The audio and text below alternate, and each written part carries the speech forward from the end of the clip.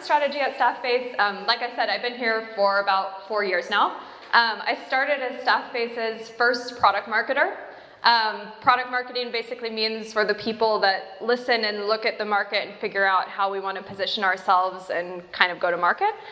Today, that's a team of 12 people, strategists and product marketers. One of the things that we do is talk to and read a lot of market research from analysts, kind of the likes of Forrester and Gartner. And this is one of my favorite parts of my job, not just because it's interesting, but also because it makes me a lot more popular with people like Frank and Dan, who steal the ideas from me. So I just want to put a slight disclaimer on this session that everything that you will see is actually originally my idea. So if anything is repeated, yeah, you know. Okay, let's look at a little bit of the agenda for this session. I need to click. Got to master the coordination of the technology. Okay, yeah, so there's 3 things that I want to kind of look at and talk about today. The first is differing perspectives on internal communications and how that's kind of changed throughout the last several years. Not just looking at kind of the comms perspective. I think comms is kind of, at least when I first started at Staffbase, a little bit of a niche area that wasn't paid a lot of attention to by other departments. So we'll look at how that's changing. The second thing is I then want to look at what's happening in actually the tech space. So the categories that we have and we actually compete in today, intranets, employee communications applications, how are those defined? And yeah, what are kind of the biggest trends that are moving that space? And then from that, I will derive my predictions for 2023, for what it's worth for this group. And yeah, I guess we'll get started. Okay, internal comms, 3 new perspectives.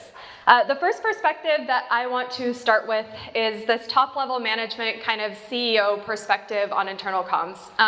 What I have here is a quote from the Boston Consulting Group. They've done quite a lot of research on sort of the post-pandemic world and how you can navigate and kind of win in that environment with so many of the challenges that Frank was talking about earlier. Challenge to retain talent, some of the external factors that are influencing the markets today. And one thing that we see more and more in those types of research and from consultancies that do these sorts of topics is more mention of communications and people. What you're looking at right here is from this How CEOs Can Win the Fight and Transform to Win in the Future report. Yeah, where they were talking about what the top strategic business priorities should be for CEOs looking to succeed in the future. And one of the things that they talked about was mobilizing and protecting people. Boston Consulting Group is not the only place that we see this. We looked at Gartner's CEO top business priorities for 2022, where workforce has risen to the 3rd place on the list. That's up, I think, 48% or something like that from 2021. So this is something that we see increasingly. Frank also talked about kind of, even in the skill set that you see CEOs being searched for today, sort of shifting into that direction. So communication and workforce, employee communication, becoming more important. The second perspective that I want to look at is that of tech analysts. So that of Gartner and Forrester. These are the analysts that cover the tech space and make recommendations around digital transformation, what technologies should be used. I brought this slide if anybody was at the Voices conference, and I decided to reuse it because I thought it was great.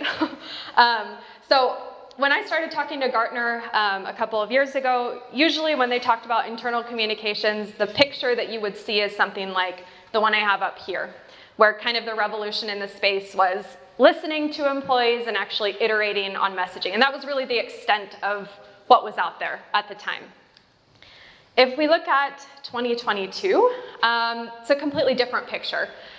Those analysts have really started to recognize the strategic importance of employee communications to actually create behavioral change in employees. So they don't just see it as sort of a one-way, top-down process, but really something that contributes to employee experience and that, is strategically important to the business. So I'll talk a little bit about what that means for our tech categories later, but that is the second thing. The third perspective that I want to bring is that of corporate communications. Frank talked a little bit about this one earlier. We started, especially with the acquisition of Dirico, looking into research around the future of corporate communications and kind of what's moving people in that industry today. We saw that Edelman, as a large communications consultancy, did a Future of Corporate Communications report following COVID in 2021, where we saw that actually employee communications rose to the top of the priority list, or had the biggest rise following COVID. Super interesting. They had one other study. It was connected crisis study, so talking kind of about, how to manage this increasingly complex digital communications landscape, and what is kind of important there. And one of the topics that they also talked about there was employee activism. So they're not just recognizing kind of the importance of employee comms as a discipline, but also employees as a stakeholder.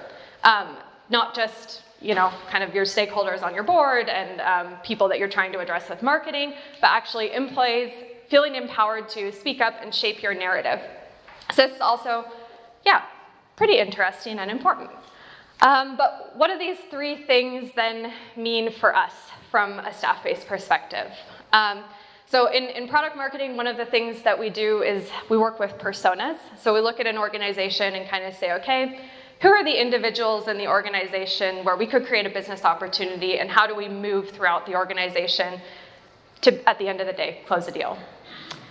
If we look at how Staffbase has functioned up until now, a lot of the business that we've done has been bottom up. So going through people that are kind of deeper down in an org structure, an IC practitioner, or maybe somebody that is a little bit of a higher level employee communicator. And today we see then that our avenues for creating business are expanding. So we have new ways basically to get into businesses that obviously adds a little bit more complexity because we have to learn how to speak and sell to those individuals as well. But the interest in that matter is pretty interesting for us.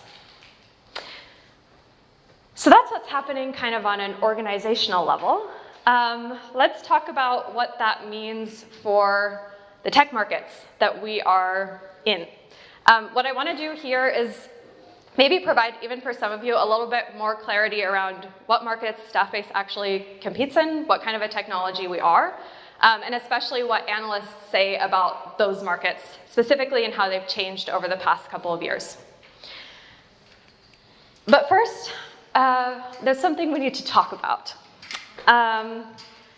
and it's employee experience. I think everybody knows this buzzword.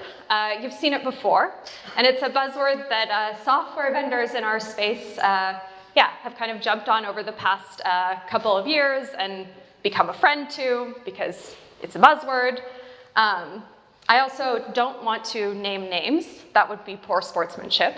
But there are a couple of vendors out there also that have started, claiming to be an employee experience platform or using that messaging. And I'm going to talk about in a minute what actually is employee experience, but I want to be really clear about one thing. That is a losing value proposition, and it's a disservice as well to our kind of space. We can't go to customers and tell them that we are employee experience or can fix it completely, because that's not what it is. So let me talk about what it is. I also brought one slide to be completely clear about it. This is actually one from Forrester that just underlines the point that we're talking about something totally different here. So what is it actually, employee experience? Employee experience, as defined by Gartner, has a lot more to do with perceptions than it does technology. So the way that employees kind of interact with their workspace, how they feel about it, things like that, not technology. So it's important, it really is important, and employee comms also has an impact on it, but the key word there is also impact. It's not the thing, it impacts the thing. And I don't want to get preachy about it, but I think we need to bring some clarity to this market also in that respect.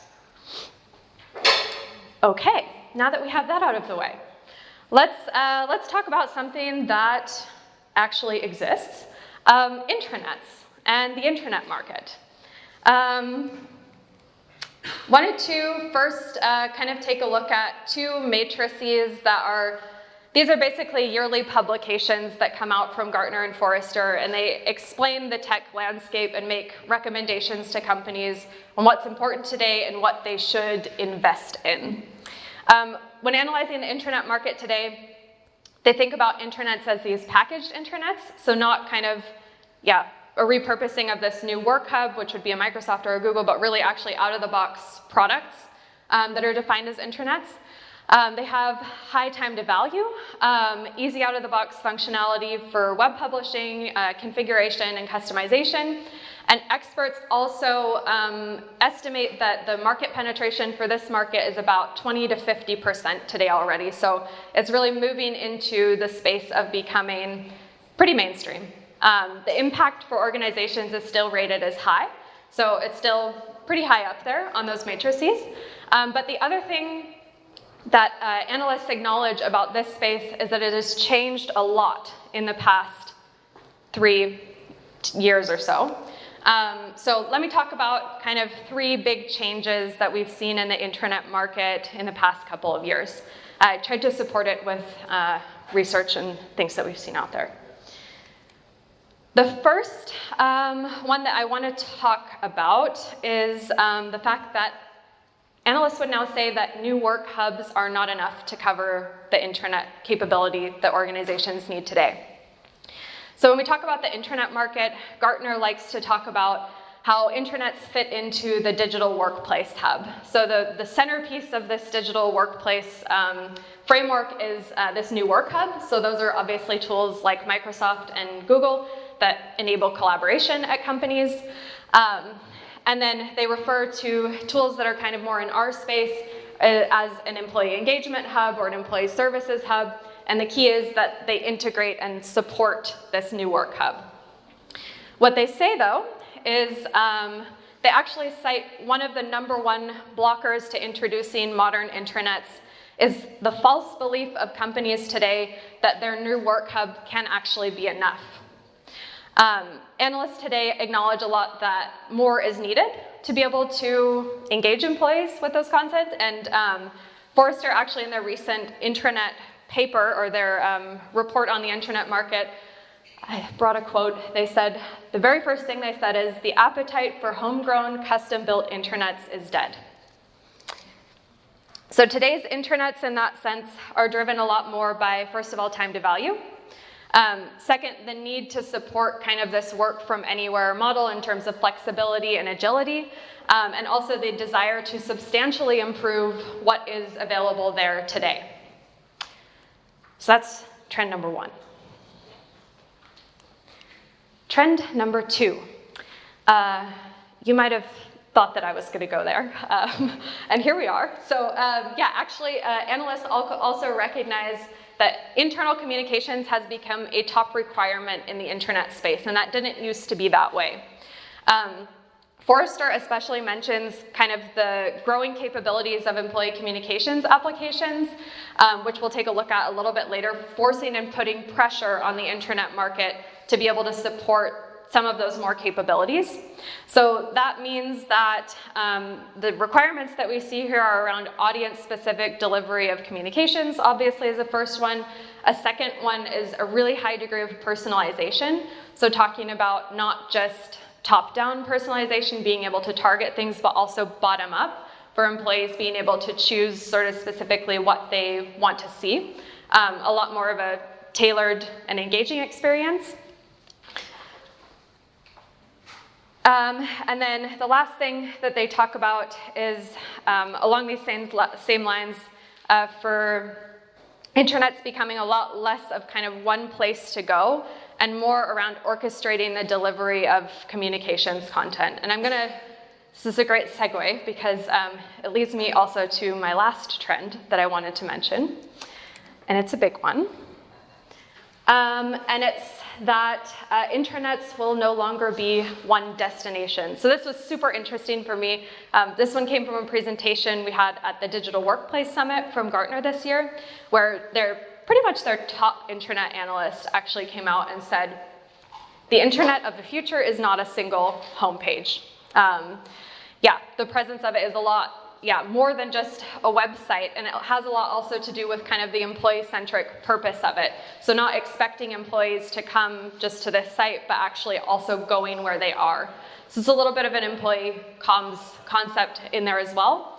But I thought this was pretty interesting to see that they actually recognize this.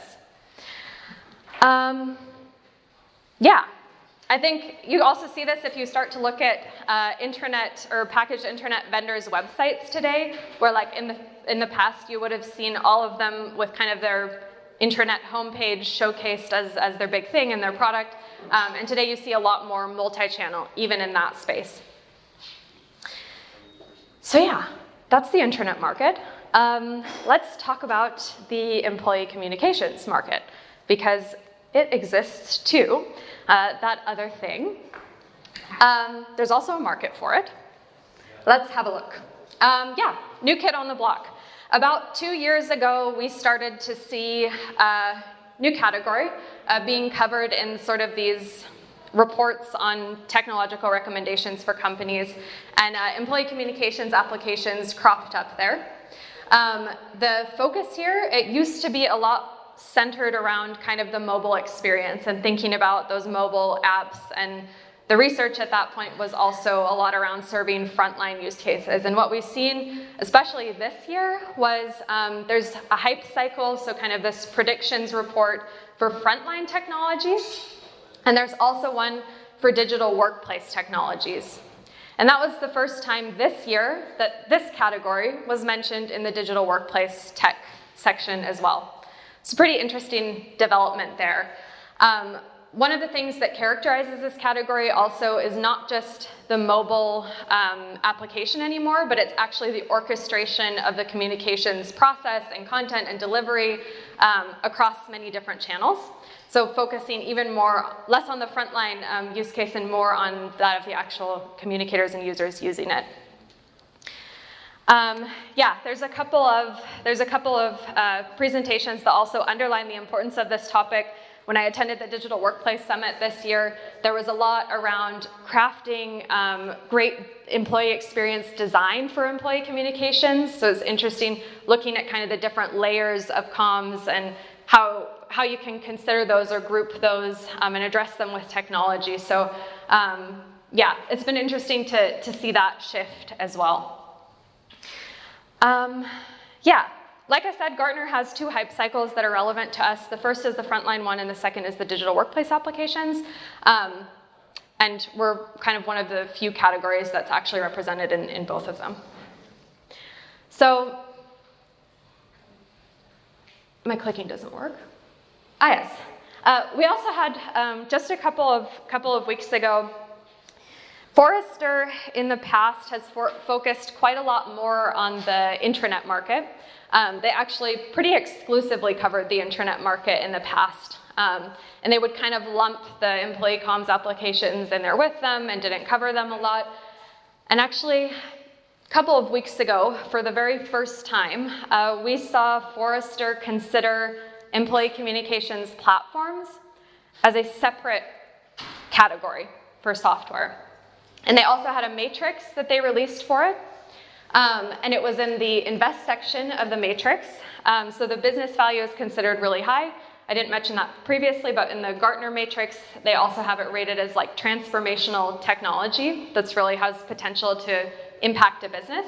And it's the same thing that we see here with Forrester. Business value super high, maturity of the market a little bit low. Similar to what Dan said earlier, this is a good thing for us because it means there's quite a lot of potential for us to develop and meet the market need. And the biggest thing is that the recommendation for companies is invest. So this is, I mean, I was really excited about it. It might just be kind of that nerdy product marketing thing, but this was big to us. And the other thing that was big was that they used the word platform and not application. So really recognizing the shift from a pure mobile app sector to platform that's supporting workflows of communicators. I wanted to also underline and bring from Frank the fact that on G2 Crowd, we also have, for the past couple of years, had a category employee communication softwares. There's a grid for that, and Staffbase has been on top of it for the past 2 years. So I'll talk a little bit more about market leadership and what it means in a minute, but I think this is a really good sign for us and our market. I also want to mention that what this means for us is that analysts are listening to what we tell them. So we meet with them every once in a while and kind of explain to them what's happening in the market, what we see with our own customers. And I wanted to show you an example of something that we would talk about with them. This is an RFP for GE. We talked about winning this customer earlier. And this was a super interesting RFP for us because they started as having an interest in the email product. And then they said, we're looking for an intranet solution, intranet. And then the RFP looked like this, that actually what they were talking about was an omni-channel platform for communications. So that's also pretty interesting. There's a little bit of a mixing of, different terms going on there. The key requirements for them kind of included a reduction of their legacy intranet sites to consolidate it into one platform, a lot around personalization and targeting. That's something that I talked about earlier. And also insights to provide to the business user across all of those different channels. So, yeah, bit odd mentioning intranet and omni-channel comms platform, but let's talk about that.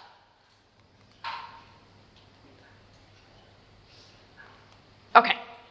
I brought this phrase. So in English, we have a phrase. It's called "looks like a duck, talks like a duck, is a duck."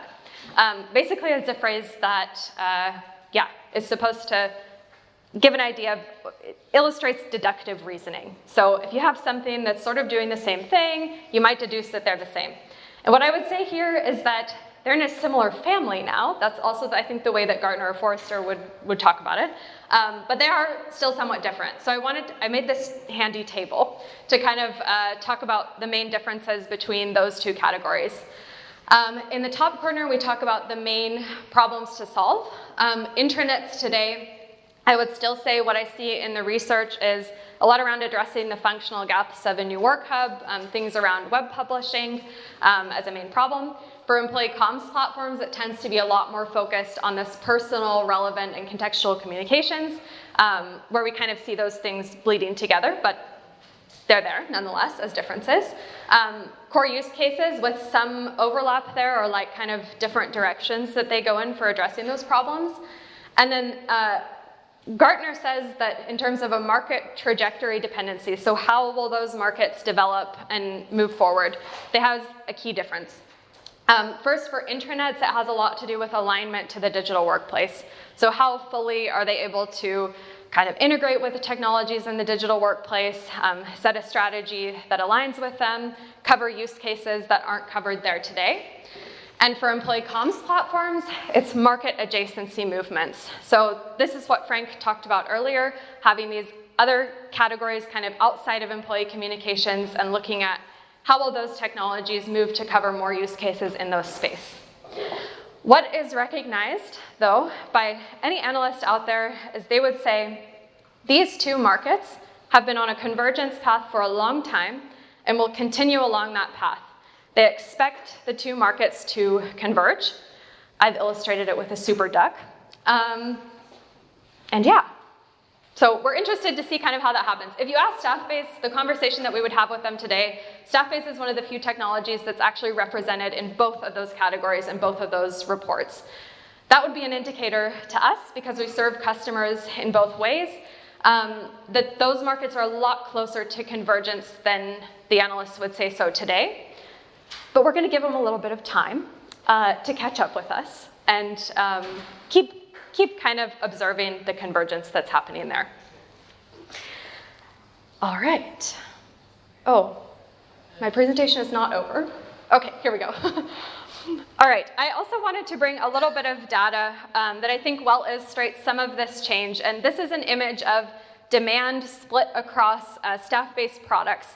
So some evidence also around the increased demand for this. At the beginning of the year, we introduced on our forms for demo requests fields where people could self-identify what solutions they're most interested in.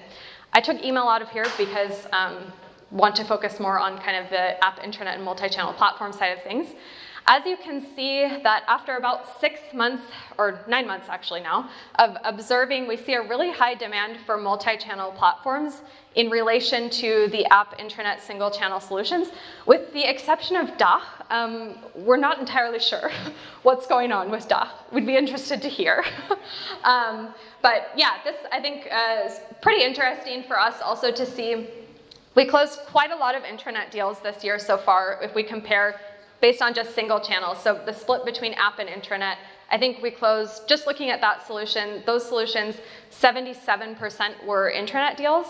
My personal theory on that is that intranet used to be kind of the closest thing that we had to a multi-channel solution. So we always sell it with an employee app. And a lot of customers that come looking for the intranet solution then end up kind of with more of a multi-channel strategy. All right, so we've looked at the two markets. One other thing that's really important to know about these two markets is that there's a pretty high concentration of vendors.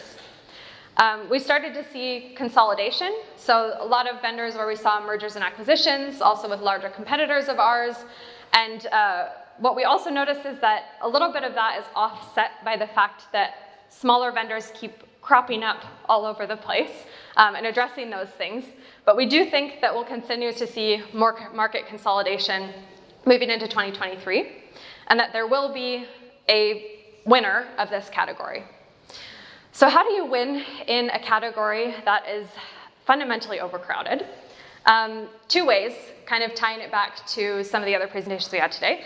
The first thing is to expand and protect market share. So if we look at the employee communication space today, we said that market penetration for that market right now is about 5 to 20%. So there's still significant opportunity there today. One of the other things that my team does is we look at total addressable market. So how many customers, potential customers, are there actually out there that could buy our solution at some point? And we kind of did the calculation, and we believe that the market share from Staffbase alone of that 5 to 20% is about 4 or 5%. So it's pretty significant, and that's also 4 times higher than our largest competitor.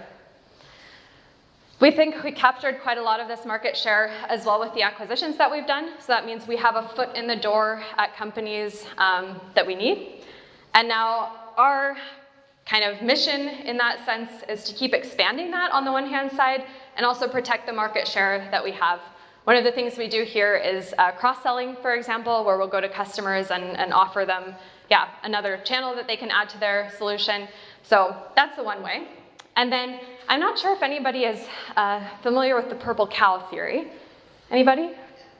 Yes, okay. So there's a purple cow theory. And this one is by Seth Godin, and there's actually an entire book on it. And it's basically about if you want to win in an overcrowded market, you have to be outside of the norm. So one of the things that we saw earlier and that Frank talked about was the fact that Staffbase has chosen employee communications and the communications market as our place to be. And that was very deliberate. And so one of the, it wasn't super I put the images up of the competitors.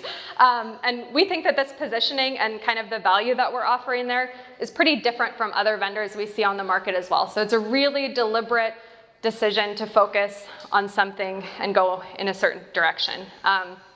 We think that it's going to work. So that leads me to, and I suppose I'll give you back some time today because I've been fast, but that leads me to my market predictions for 2023. There's 3 of them. Hopefully they won't be completely disconnected from the presentation that I've just given. Let's see. All right, market prediction number 1. New avenues for business are coming. So this is what I talked about just at the very beginning, that we see new doors opening up for us to be able to get into a company, for us to be able to win a deal faster there, and for also the potential there just increases and we see less blockers for our business. So this is exciting. The second one is, talked about it, there will be consolidation in existing markets.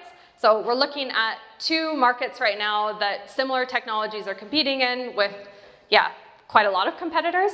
And we really, really think that there's going to be consistent consolidation there over the next year or 2, and that winners and losers will emerge. And the third thing is, multi-channel communications is the way. So this is one of the trends that I see in the internet research and in the employee communications research, that this kind of expansion of different channels and consideration of communications needing to be pushed to various places and going where employees are and going where people are is the way that the market is moving. So that's my third one. And that's actually the end. Questions, criticism? I think we'll see each other at the vineyard. Let's talk about it.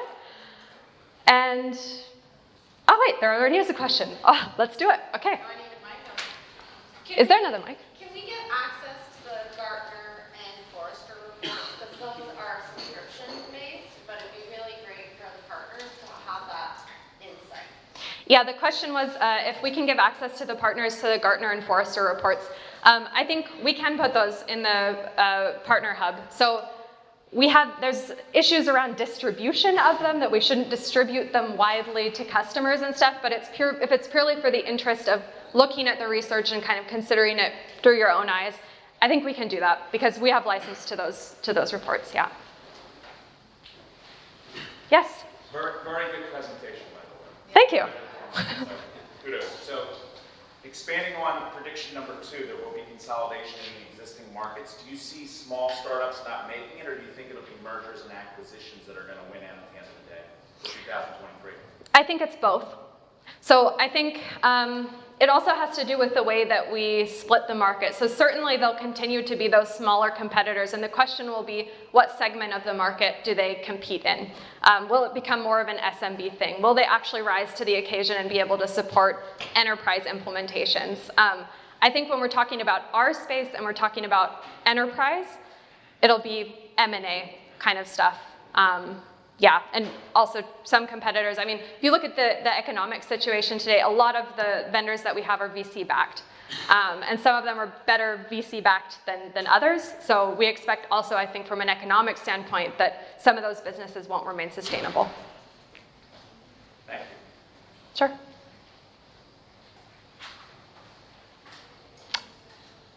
Okay. Other questions? Yeah.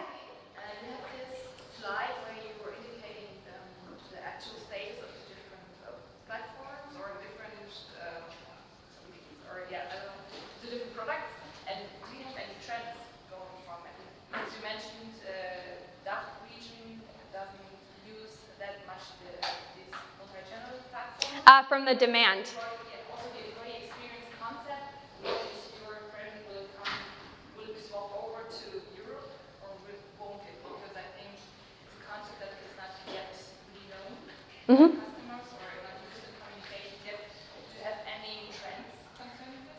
Because it was just the state of now. Do you have any?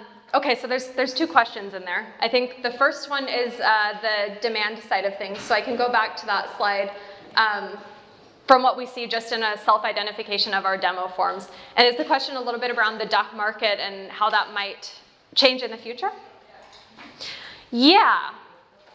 I think it's interesting because a lot of it has to do with framing.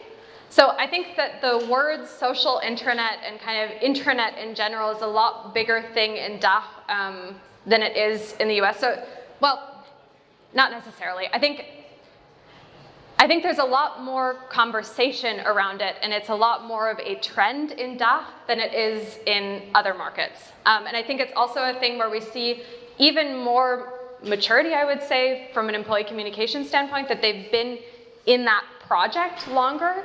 And so when we look at our demo forms, they're employee communicators that come through here.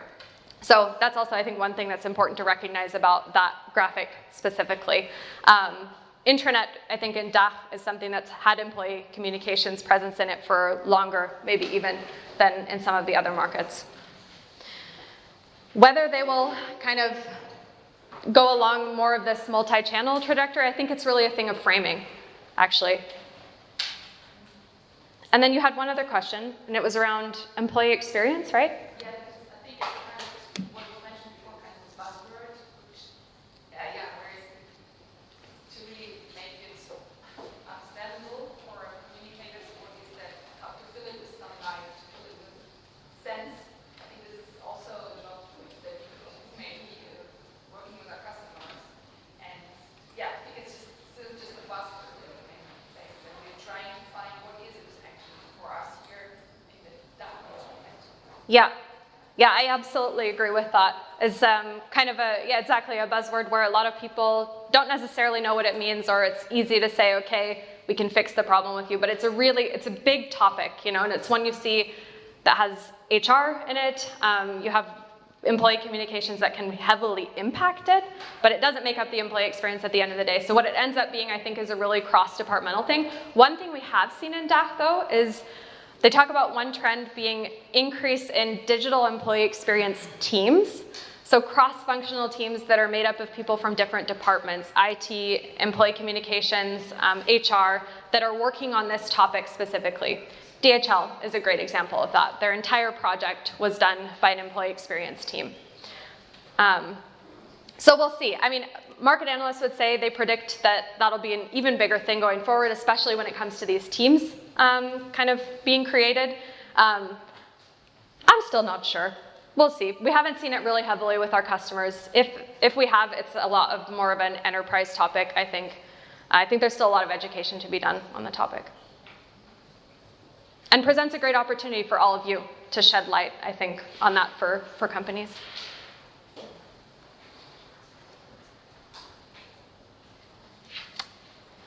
All right. Another question. Yeah.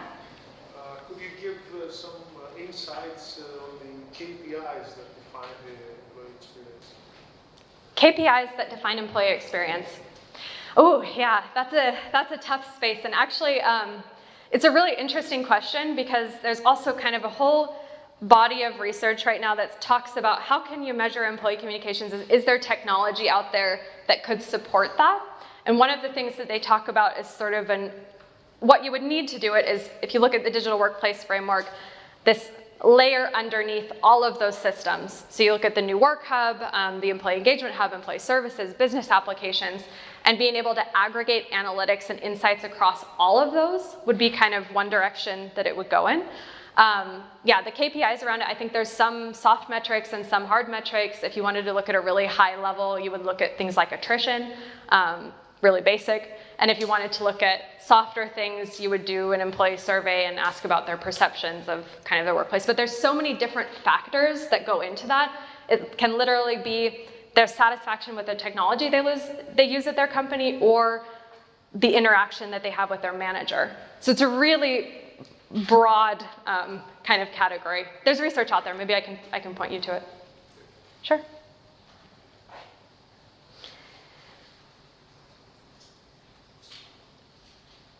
All right. I think this is a good place to stop.